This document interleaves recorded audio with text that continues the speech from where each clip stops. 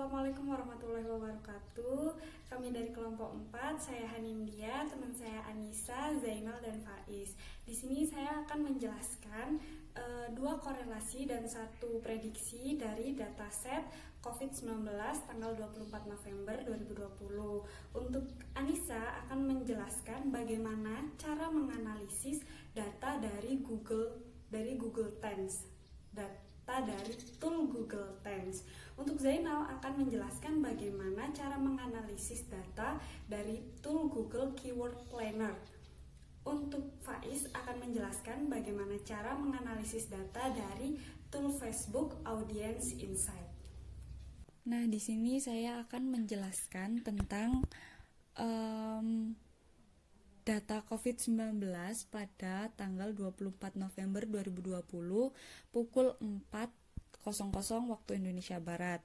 Total dari seluruh kasus di Indonesia sebanyak 506.302 kasus.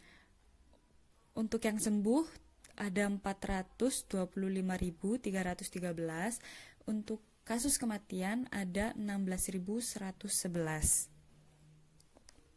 Nah, di sini kita akan membaca data korelasi atau hubungan antara kepadatan penduduk di provinsi asal dengan kasus yang terjadi di provinsi tersebut. Di sini ada dua kasus, yang tertinggi dan terendah. DKI Jakarta merupakan provinsi dengan kasus tertinggi sebanyak 129.188 kasus, dan yang terendah terdapat di Bangka Belitung sebanyak 908 kasus. DKI Jakarta sendiri merupakan pusat pemerintahan atau ibu kota di Indonesia dengan penduduk sebanyak 10 juta jiwa. Nah, DKI Jakarta sendiri juga merupakan provinsi dengan banyaknya pendatang yang datang ke Jakarta untuk merantau atau bekerja di Jakarta. Maka dari itu kasus yang terjadi di sana tertinggi di Indonesia. Yang kedua ada Bangka Belitung. Bangka Belitung merupakan kepulauan dengan 1 juta jiwa yang terdapat di Bangka Belitung, tidak sebanyak di DKI Jakarta, dan kegiatan di sana juga tidak sebanyak di DKI Jakarta karena DKI Jakarta kan banyak perusahaan dan pusat pemerintahan juga terdapat di DKI Jakarta. Maka dari itu Bangka Belitung kasusnya terendah se-Indonesia. Selanjutnya saya akan membahas korelasi atau hubungan antara provinsi asal atau kepadatan penduduk dengan kasus kematian. Kasus kematian tertinggi berada di Jawa Timur. Padahal keseluruhan kasusnya Jawa Timur berada di kedua setelah DKI Jakarta. Tetapi kasus kematiannya Jawa Timur berada di tingkat pertama. Baru setelah itu DKI Jakarta. Nah, Jawa Timur merupakan provinsi dengan kepadatan penduduk terbanyak kedua setelah Jawa Barat sebanyak 30 juta jiwa. Maka dari itu kasus kematiannya juga terbanyak di Indonesia. Terbanyak pertama di Indonesia sebanyak 4.215. Kasus kedua ada di DKI Jakarta sebanyak 2.561. Prediksi dari kasus COVID-19 yang terjadi di sini untuk Jawa Timur akan terus naik jika penanganan dari pemerintah itu tidak tepat dan tidak ketat di Jawa Timur, karena kita bisa lihat sendiri di sini bahwa kasus terbanyak itu terdapat di DKI Jakarta sebanyak 129 juta. Sementara di Jawa Timur hanya setengahnya sebanyak 59.000.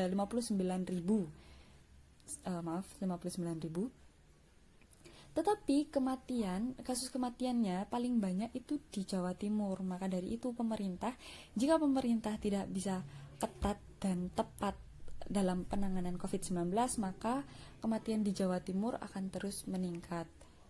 Sedangkan di DKI Jakarta sendiri itu kasus kematiannya setengah dari Jawa Timur, kebalikannya.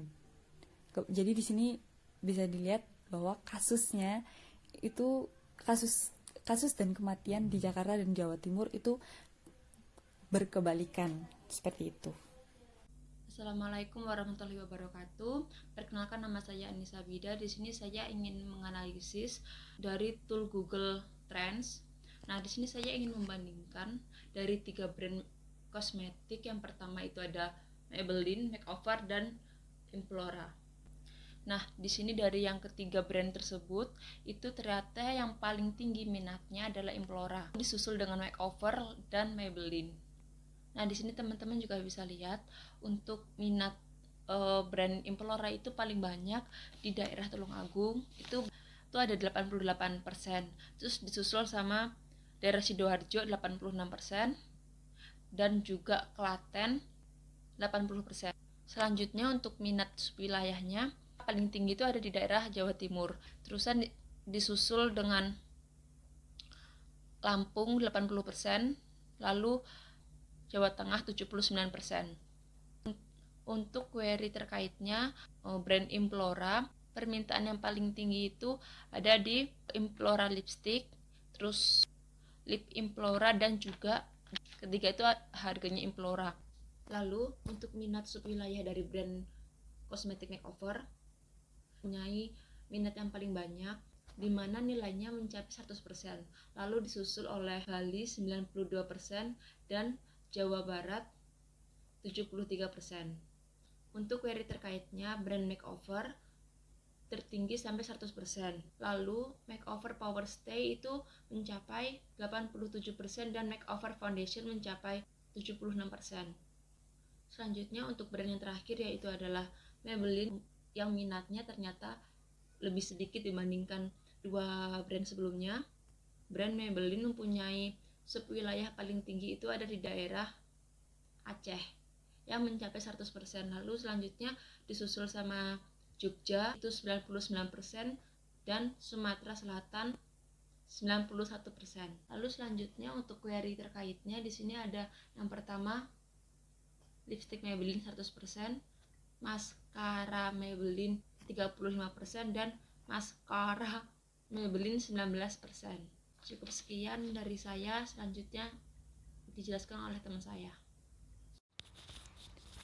Bismillahirrahmanirrahim. Assalamualaikum warahmatullahi wabarakatuh.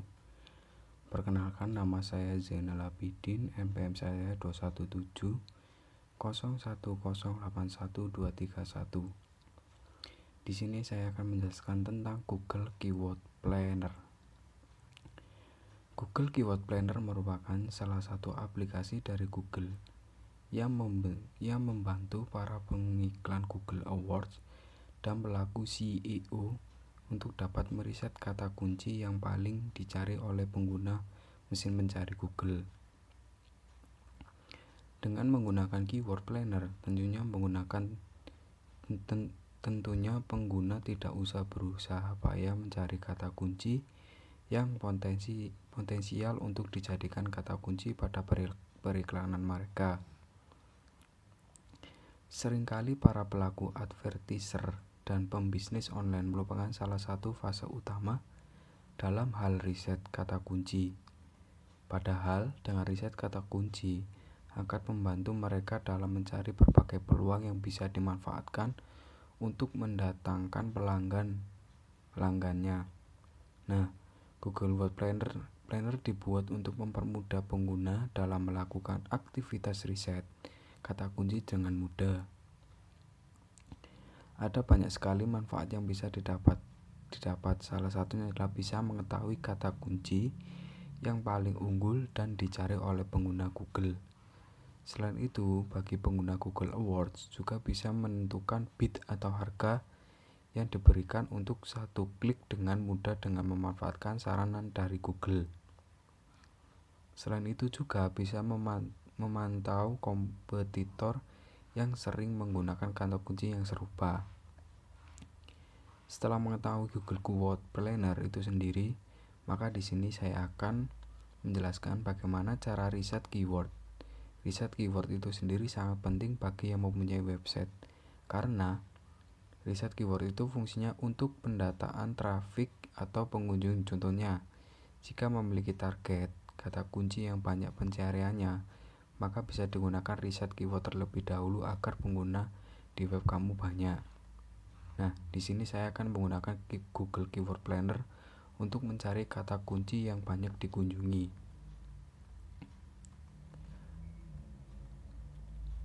Nah, lalu buka di internet Google Keyword Planner, jangan lupa login terlebih dahulu. Kalau sudah login, jangan lupa mencari kata kunci yang ingin dicari. Di sini saya akan mengambil contoh salah satu kata kunci, yaitu mempercepat koneksi internet. Kenapa saya mencoba mengambil contoh ini? Karena saya mencoba untuk membuat artikel dan kata kunci itu sendiri seberapa banyak pengunjungnya. Lalu kalau sudah menemukan kata kunci, jangan lupa masukkan ke dalam Keyword Planner yang ada tulisannya temukan kata kunci baru di pojok kiri tengah.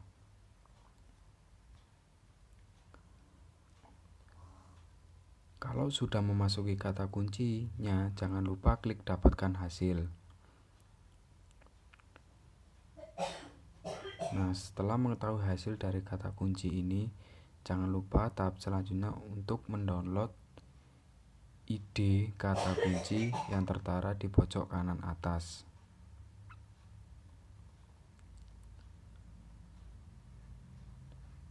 Nah, setelah sudah di-download, jangan lupa dibuka di Excel.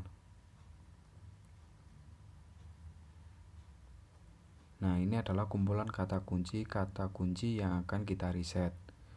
Untuk lebih memudahkan, kita lebih berinci lagi dari tabel-tabel yang tidak digunakan dan disisakan keyword, rata-rata pencarian per bulan, dan kompetisi. Nah, kata kunci kita kan tadi adalah mempercepat koneksi internet. Tetapi di bawahnya kan ada banyak kata kunci yang berbeda. Nah, kata kunci yang berbeda dengan punya kita ini itu namanya kata kunci turunan, yang dimana orang mencari kata kunci seperti kita, tetapi ada turunannya. Contohnya, cara mempercepat koneksi internet, lalu cara mempercepat koneksi wifi, lalu cara mempercepat jaringan internet, dan lain-lainnya. Nah, untuk yang ini, membuat judul artikel, konten artikel, dan menargetkan kata kunci, carilah kompetisi yang rendah dan rata-rata per bulan pengunjung yang mencari kata kunci yang terbanyak. Contoh di sini kata kunci yang banyak pengunjung dan kompetisi rendah adalah yang pertama adalah mempercepat koneksi internet. Yang kedua adalah cara mempercepat koneksi internet, dan yang ketiga cara mempercepat koneksi wifi dan cara mempercepat jaringan wifi. Nah, dari kata kunci ini kita bisa gabungkan jadi judul artikel, yaitu cara mempercepat jaringan koneksi internet wifi. Nah, itulah fungsi dari Google Keyword Planner. Sekian presentasi dari saya. Wassalamualaikum warahmatullahi wabarakatuh. Halo teman-teman, di sini saya ingin mencoba menganalisis sebuah platform untuk kita melakukan iklan berjualan, di mana platform ini adalah platform Facebook Tool Audience Insight. Nah, pertama di sini kita sudah membuka Facebook Audience-nya. Ini ada dua komponen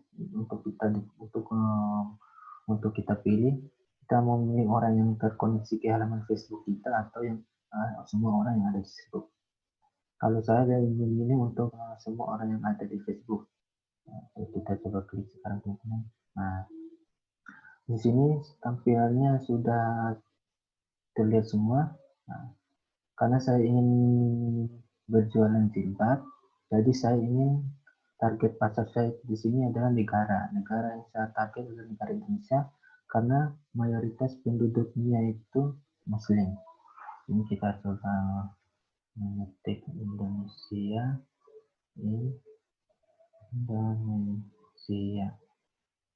Nah, sudah muncul teman-teman, kita klik saja. Nah, untuk selanjutnya Untuk usia dan jenis kelamin. Untuk usianya kita di sini, kita batasi mulai dari umur 18 tahun sampai dengan tidak tetap. Karena kita ingin mencoba umur-umur yang akan keluar nanti untuk kita targetkan. Untuk jenis kelaminnya, tentu saja karena kita berjualan produk sebab, maka kita jenis kelaminnya adalah perempuan. Nah, sudah kita klik teman-teman. Untuk minatnya, selanjutnya kita cari minat-minat yang ada di Facebooknya. Kita ketik teman-teman. Muncul kita klik aja sebanyak mungkin yang kita inginkan. Selanjutnya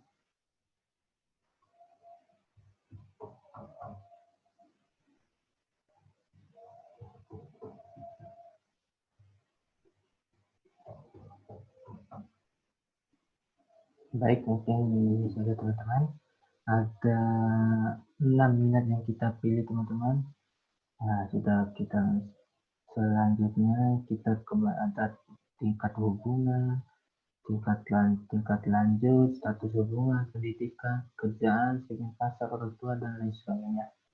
Kalau saya cuma memilih komponen minat Indonesia, komponen minat, usia, umur, dan jenis kelamin. Untuk yang lainnya saya tidak memilihnya karena saya cuma ingin menganalisis itu dari beberapa komponen saja. Nah, selanjutnya kita lihat ke tampilan awal dan kita lihat demografinya. Karena target kita perempuan. Nah, untuk target usianya di sini ada keluar 6 komponen target usia. Di mana yang pertama itu antara usia 18 tahun sampai 24 tahun. Di sini tingkat peminatnya 12%. Untuk usia 25 tahun sampai 34 tahun tingkat peminatnya 57%. Usia 35 tahun sampai 44 tahun peminatnya 24%. Untuk usia 45 tahun sampai 54 tahun peminatnya 4%. 55 sampai 64 0,6% peminatnya. Dan yang terakhir 65 tahun ke atas tingkat peminatnya 2%. Di sini tentu saja teman-teman sudah melihat sendiri untuk tingkat peminat yang paling tinggi di kisaran umur 25 sampai 44 tahun. Di mana di sini tingkat 25 sampai 44 tahunnya memiliki peminat 57% dan 35 sampai 44 peminatnya 24%. Tentu saja saya ingin mencari segmen pasar yang usianya 25 sampai 44 tahun teman-teman.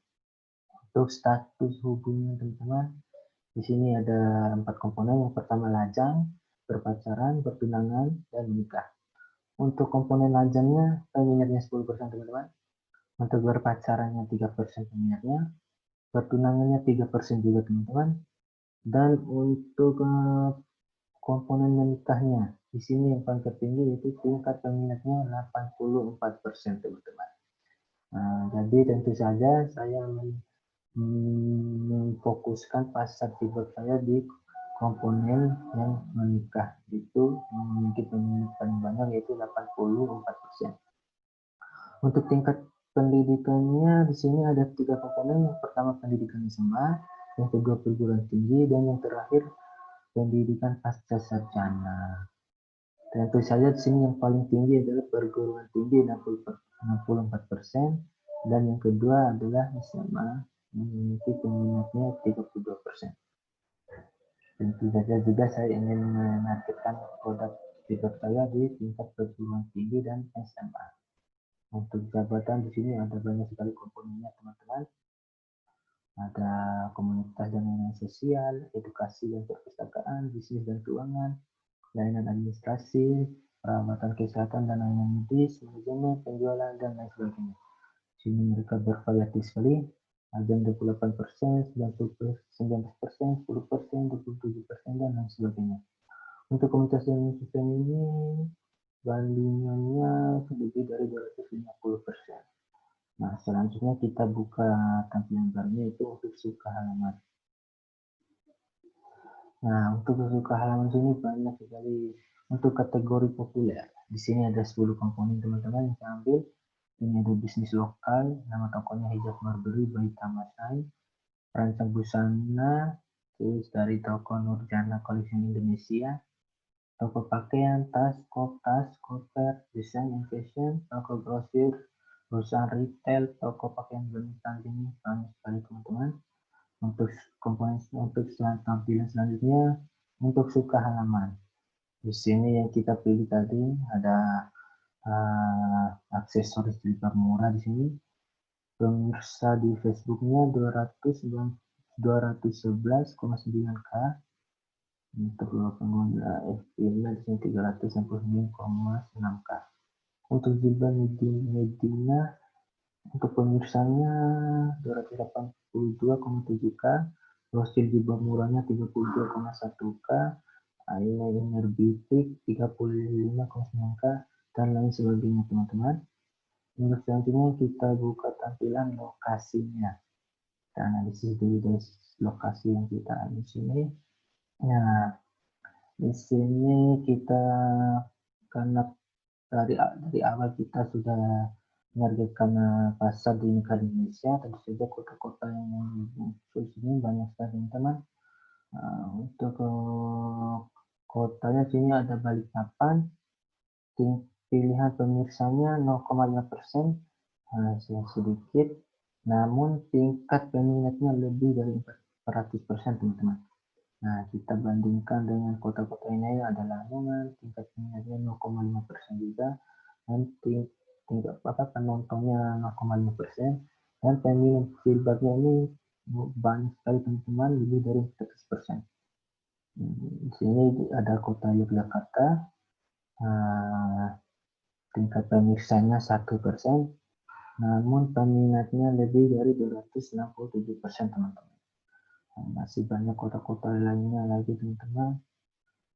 Kalau menurut saya lebih baik, ini teman-teman bisa lihat sendiri. Untuk tampilan selanjutnya kita menganalisis dari segi kegiatan. Nah, yang pertama untuk frekuensi aktivitasnya. Di sini ada 6 juga komponen. Yang pertama, halaman yang disukai sini ada 1, komentarnya 12, kiriman sukanya di Facebooknya ada 19, postingan yang dibagikan 3, promosi yang ditebus 1, dan iklan yang diklik 21 teman-teman. Banyak sekali teman-teman. Untuk pengguna perangkatnya, di sini ada 3, 6, 10 teman-teman, 10 penggunaan perangkat ini. Yang pertama, menggunakan hanya nilai desktop 0,3% penggunanya. Untuk desktop dan selulernya 7%, hanya untuk ponselnya 93% penggunanya, komputernya 0,4%, iPhone atau iPod-nya 2%, iPad-nya 0% teman-teman. Untuk Android-nya 94% teman-teman, BlackBerry 0, web selulernya 4%, ponsel fitur 0, dan tidak dikenalnya juga 0. Jadi di sini pengguna Android yang paling mendominasi dan hanya untuk ponselnya yang paling mendominasi teman. Antara kisaran 94% untuk pengguna Android dan hanya untuk ponsel 93% teman-teman. Nah, kita kembali ke tampilannya. Mungkin itu sedikit penjelasan dari saya teman-teman terkait dengan Facebook Tool Audience apabila teman-teman ingin melakukan iklan di sebuah platform yang bernama Facebook teman-teman. Mungkin sekian dulu dari saya teman-teman.